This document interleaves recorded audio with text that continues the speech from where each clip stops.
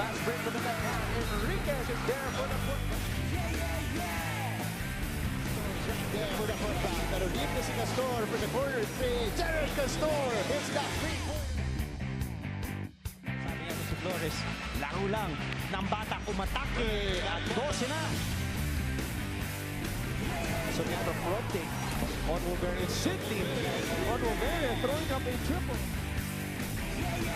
Joseph is not known as a three-point shooter. Pero ito si Ross. Hirap mapasok ito ng Letran Heights. Si Andoy Estrella. At may foul na tinawag dito. Castigaro completes that backward play. It down low to Ilagan. Ilagan for three. Ilagan is on fire. Long distance three. Ginamitan pa ng bantay. Lista pa na.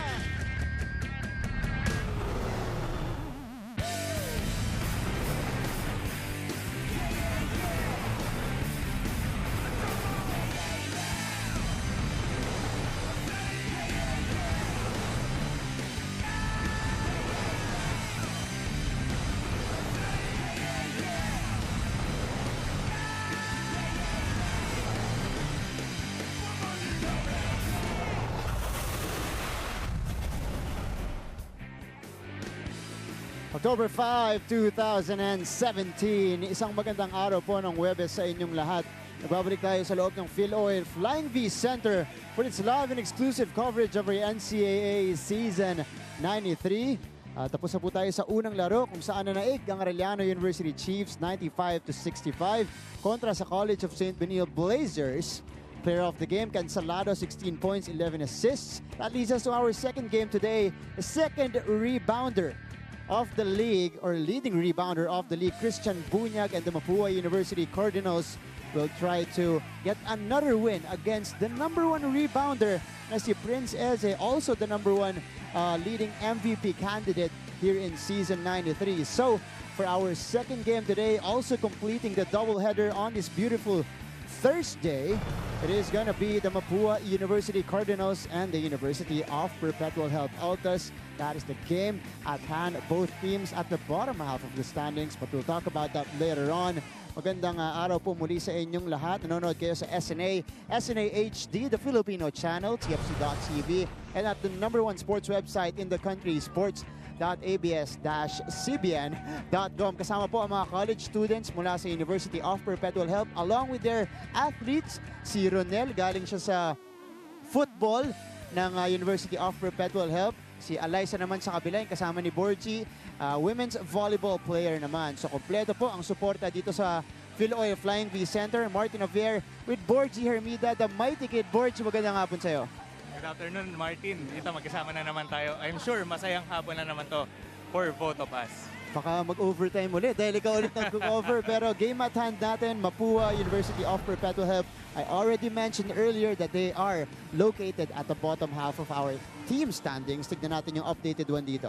Ito kung makikita natin, ang LPU wala pa rin talo with 15-0. Sinusundan naman ng San Beda with 14-1. JRU 9-6 and Letran 8-7. Kung makikita natin ang Perpetual at Mapua, medyo hindi maganda ang standing nila ngayong liga natin dito sa NCAA. Out na nga sila. Pero challenge for both of them kung paano nila i-finish itong tournament na to. Nabanggit mo na, parehong kupunan out of Final Four contention and both with nothing to lose mindsets going into tonight's game. Pero tignan muna natin yung una nilang pagharap. That was one of the NCAA on-tour games that we had at sa bahay yun ng Mapua kung saan tinalo sila ng University of Perpetual Health to the score of 63-60. Oo, namayani dito si GJ Ilagan na mayroon 13 points, 3 rebounds and 2 assists. Sa kabilang team naman si Leo Gabo with 12 points, 2 rebounds and 1 assist. Medyo maganda yung game nila nung first meeting nila pero ngunit natalo nga ang Mapua. Digitan ng laban natin doon. Papansin nyo, 63-60 yung score. Mapua had a comeback in them in the fourth quarter pero hindi na nila inabutan. Kaya nanaig pa rin ang University of Perpetual Help. Puntahan muna natin sila dito for the Mapua University Cardinals. Una nilang pagharap against the CSB Blazers. Sila ang tumiklop ng fourth quarter. Pero nung huli nilang laban, sila naman ang nagkaroon ng finishing kick, finishing the game with 12 unanswered points. Borgie. Yes, oo. Naging dikit yung laban hanggang sa under 4 minutes remaining. Kaya lang nagkaroon ng 12-0 run ang Mapua para talunin ang mga Blazers. Nanguna dito si Christian Bunyag na nakapagpatay ng score. At sinundan naman ni Lawrence Victoria na nagpalayo sa score nila.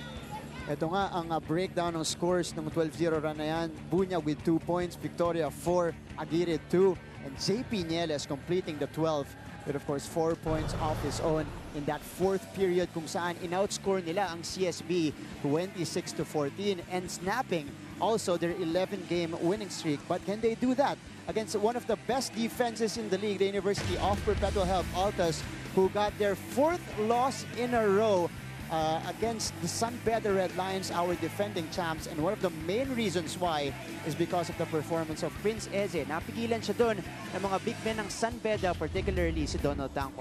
Yes, sa pagkatalo nila last game against San Beda, yun ang nagpa-out sa kanila dito sa contention nila sa Final Four. Si Prince Eze with MVP numbers, nagtala lang ng 8 points, 11 rebounds, and 3 blocks. Way below average numbers para dito kay Prince Eze. He is number 6 in points, number 1 in rebounds, and number 1 in blocks. And nakikita nyo yung mga numero niya. 8 points, 11 rebounds lamang noong ating previous game. Let's see if Prince or quote-unquote King Eze can bounce back here in today's game. Pero Borgie, kilalanin na natin at tatungin kung sino yung gusto niya makakadate sa Star Magic Ball. Ang ikatlong member ng ating broadcast team, nandyan ang diwata ng NCAA, si Roxanne Montealegre. Hey, Rox. Hello, Martin. Hello, Borge. At gusto ko munang i-welcome ang ating mga kapamilya dito sa day number 34 of NCAA Season 93. At kagaya nga na sinabi mo, Martin, ang tanong natin para sa kanila ay kung pupunta sila sa Star Magic Ball, sino ba ang gusto nyong NCAA player na makadate?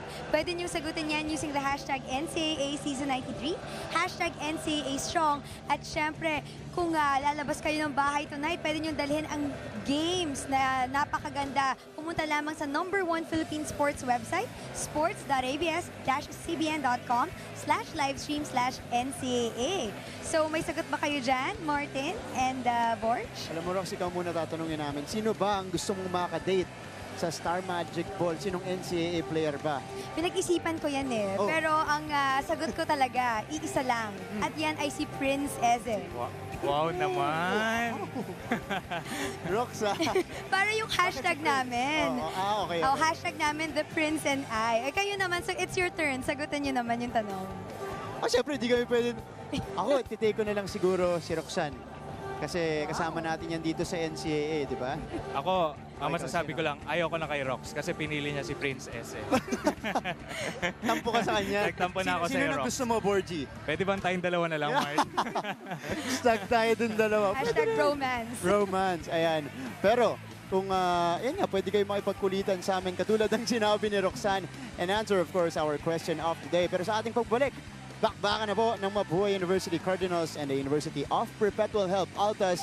Huwag kayong aalis ang manatiling nakatutok dito sa SNA for the live and exclusive coverage of your NCAA Season 93.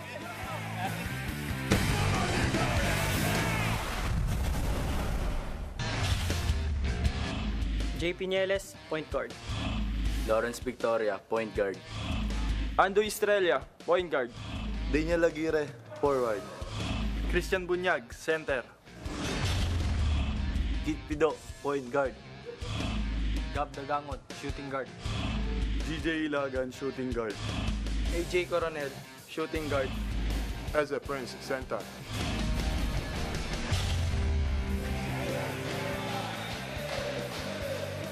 Balik tayo sa loob ng Philoil Flying V Center to meet the starters for both teams. Muna sa Mapua, it's gonna be JP Nieles, Victoria, Christian Bunyag, Daniel Aguirre, Andoy Estrella starting today. Ever since he returned, he's been coming off the bench. Pero ngayon, Sa start na siya ni Coach Atoy ko. Yan po ang starters ng Mapua University Cardinals. Of course, this is gonna be interesting. Borgie Andoy Estrella, of the leading scorers and assist men in the league. He was out in the first round in the starting lineup again of the Cardinals. Sa kapila naman, the usual starting lineup for Perpetual with GJ Ilagan and AJ Coronel. Along with Ikido, Prince Eze, and Gap Dadangon sa mga veterano. Ang pinagsimula ni Coach Jim Wargican. Sabi mo nga, veterano Martin. I'm sure ayaw nila matalo sa game na to kasi dito makikita ang school pride. Of course, both teams with nothing to lose mindsets sa ating laro. Because Perpetual now at 4-10. Mathematically, they cannot catch up dun sa ating fourth spot. Kuha naman also out of their playoff contention. We start off with a miss for Perpetual. Here's Mapua. Oh, nice find inside and Bunyag with a reverse. Ang ganda ng look ni JP Nielas daw. Nakita niya yung big man tumatakbo, libre-libre sa ilalim. Pinasahan niya agad si Prince Esen. After that miss shot, nahuli siya. Kaya tinakbuhan siya. 2-0 is our score. And again, we mentioned at the top of the coverage of Perpetual. It's a great defensive team. In fact, third in the league. As we see Keith Pido on a very rare three-pointer right there. Ayun ang nagiging effect pag dumo-double ka right away sa post. Nalilibre agad. May isa nalilibre pag dumoble ka sa post. Si Prince Ese hindi mo pwedeng i-single out. So, kailangan talaga double team. Pero yun nga lang, meron nalilibreng isa. Keith Pido only his fourth attempt from the three-point country upfront this season. Andoy Estrella naman nagparamdam na for his first 2 points. Ito ang leader ng team nila. I'm sure ayaw niya magpatalo tulad ng ibang teammates niya at ibang mga coaches. Kanina si Coach Ed Cordero, assistant coach ng Mapua, nakausap ko. Coming this game. Ayaw niya pa rin magpatalo kahit na out na sila sa Final Four. Of course, Mapua University wanting to end their season on a winning note. Yes, another 3 points for Pido. Sabi mo kanina, rare shooter. Pero ito, nakakadalawa na agad siya. So, good start for him. For this game, he has only 1 out of 3. Now he's 2 out of 2 so far in the contest. Yan, na-rebound ni Gab Daganon. Nagkatinginan pa sila doon ni Prince Ese. Nagagawan pa sila. Sabi ni Gab Daganon, akin na to. Ikaw ang MVP leader. Rebounder. Leading rebounder in the league. Of course, Prince Eze 17.5 rebounds per game. Victoria, may tangan ng bola. Andoy, binigay kay Bunyag sa loob. And a turnover for the Cardinals. Meantime, puntahan muna natin si Roxanne Montealegre. Hey, Rox. Martin and Borge, maraming may hindi alam na ang kalaban dito sa NCAA nila JP Nieles na si Carlo Young ang tinuturo niyang pinaka-best friend niya since grade school sila. Sabay daw silang natuto mag-basketball sa kanilang probinsya na Bacolod at sila daw ang nagdala ng championship sa cellar dweller din nilang school na Chiangkai Shek noong high school pa lang sila. At yun nga, nabigyan nila yung championship noon. Yun daw isang pinakamagandang memory nila together. At pagdating naman dito sa NCAA, sila ay magkalaban na. But going back to this game, JP Nieles, sabi niya, mas naging close na siya sa teammates niya at reminder at motivation ng kanilang team captain na si Andoy Estrella. When we look back at this game, 5 years to 10 years from now, dapat maging proud tayo. Kaya ang mindset nila, panalunin ang lahat ng games nila. Ano masasabi niyo dyan, Martin and Borge? Rox, nakita pa siguro sila kanina kasi kakalaro lang ni Carlo Young for CSB, losing to Arellano earlier by 30 points. But it's also good that he was able to bond with his teammates in this season. It was a very challenging season for the Mapua Cardinals, and to hear that they're actually still having fun as a team is a good sign for them. Yes, narinig ko nga kanina kay Rox. Kailangan maging proud sila kahit na medyo out na sila sa Final Four. Alam mo, Martin, masama ka lang sa isang team sa NCAA. Kahit anong school, kailangan maging proud ka na. Kasi rin-represent mo yung school mo kalaban yung ibang school sa NCAA. On Mapua, only 11 players to start off this season. And Victoria getting that basket for the Cardinals. They take the lead 8-6. I'm out on the floor. We'll be back.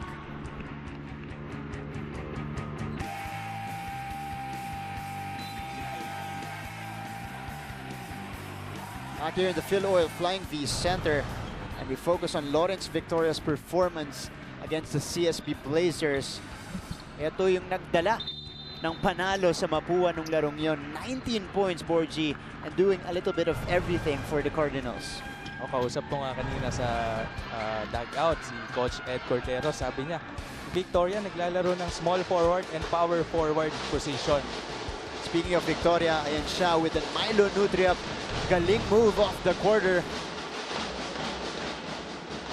8-6 ang ating talaan with under 6 minutes left here in the opening period. Here's Eze inside. Scramble for the ball. Kanino mapapunta? Eze recovers, but his shot is no good. So nagbubunga ang double team right away nila kay Prince Eze. Hindi na nila pinapaporma eh. As we see here, another shot from the outside from the Mapua Cardinals, but he misses a shot after that. Yan ang ating score.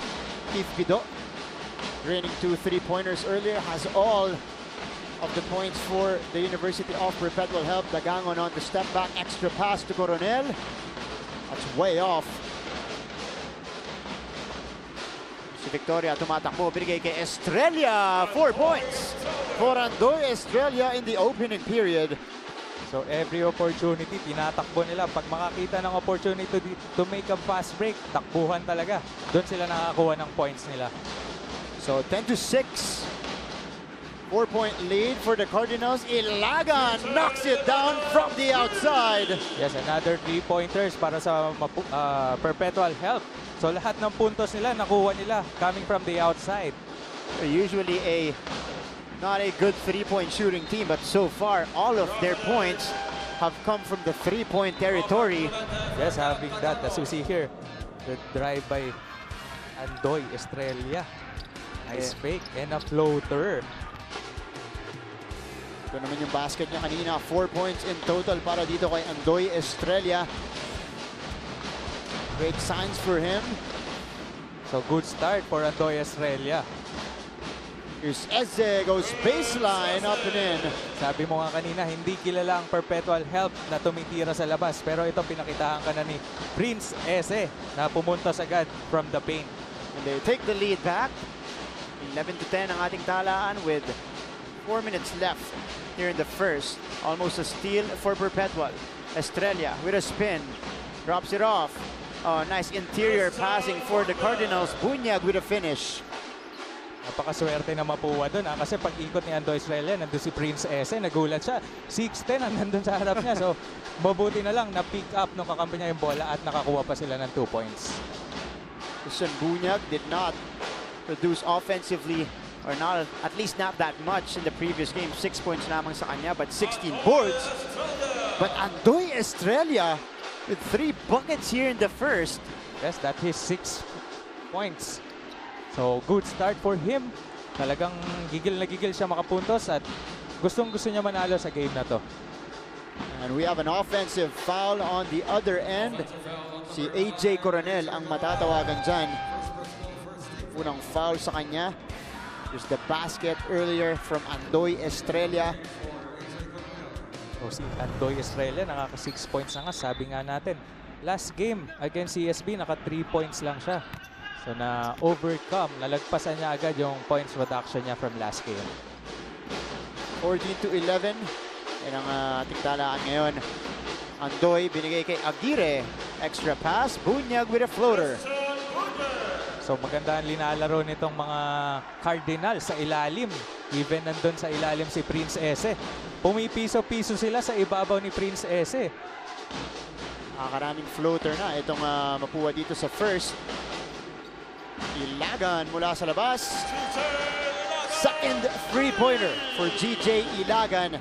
Kaya napa-timeout dito si Coach Atoy ko. Lamang pa rin ang Mapua ng dalawa. 16-14.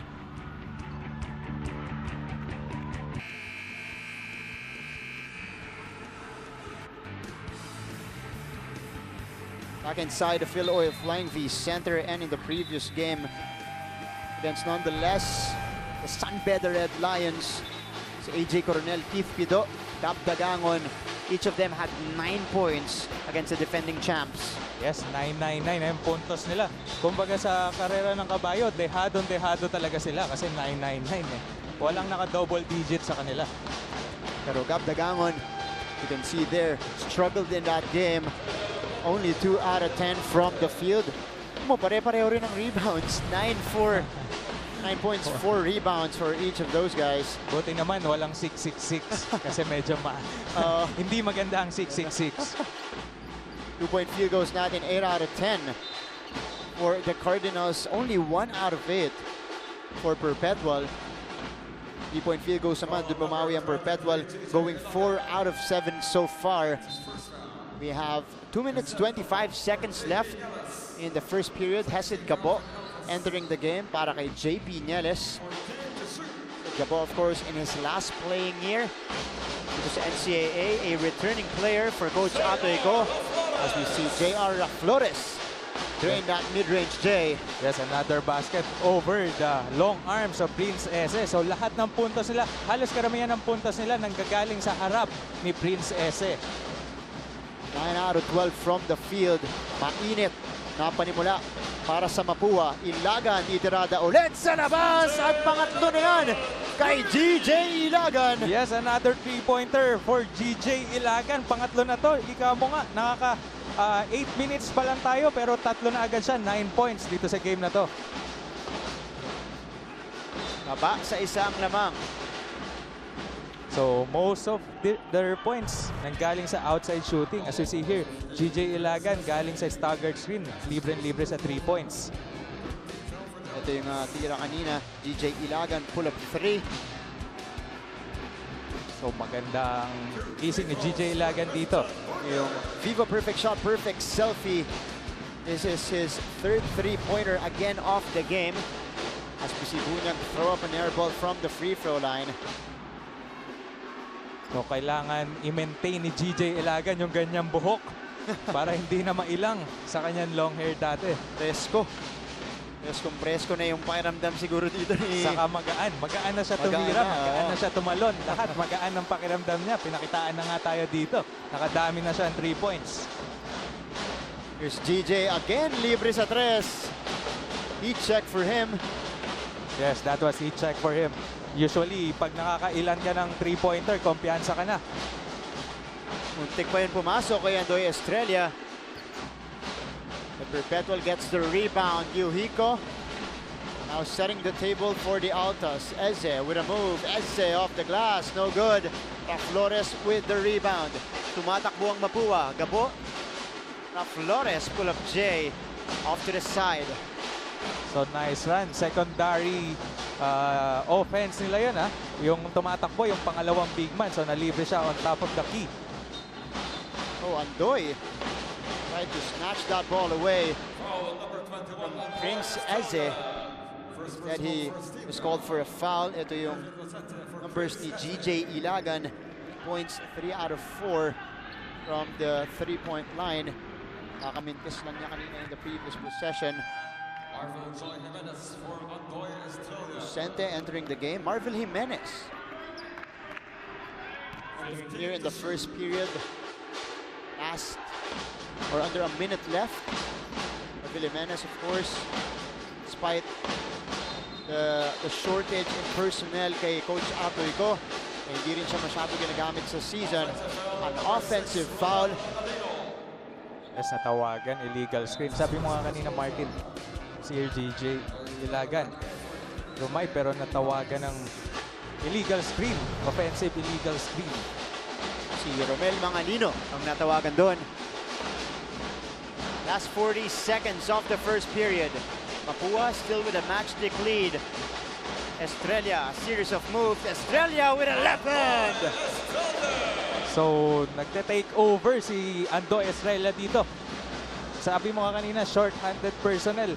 Alam mo Martin, 11 players lang pala naka-line up sila sa ngayon season. Na-injured pa si Macboong. So, naging 10 players na lang. So, talagang kulang na kulang. At one point of the season, sabay-sabay na injured pa si Magboo, Pelayo, and Andoy Estrella. As we see, this move earlier, Estrella a series of dribbles. Finishing with the left hand. 8 puntos para kay Andoy dito sa first quarter. Eto ulit siya, may tangan ng bola. Andoy with a floater! Yes, veteran move from the buzzer. So sakto-sakto lang for him. That's how we will end first quarter of play. Mapua University Cardinals with a 5-point lead, 22-17. Take a look at the highlights of the first. And we started, of course, with the couple of three-pointers mula kay Keith Pido, pero nakabawi naman ang Mapua. Eze also getting involved. That's his lone 2 points off the game. Struggled 1 out of 6. It was this guy who led the way for the Cardinals, Andoy Estrella, in double figures after the first 10 points, 5 out of 7 from the field, and a great start for the Mapua University Cardinals. Ito ang ating score 22-17 sa ating pagbabalik second quarter of this game. Pagbabalik ang NCAA on SNA.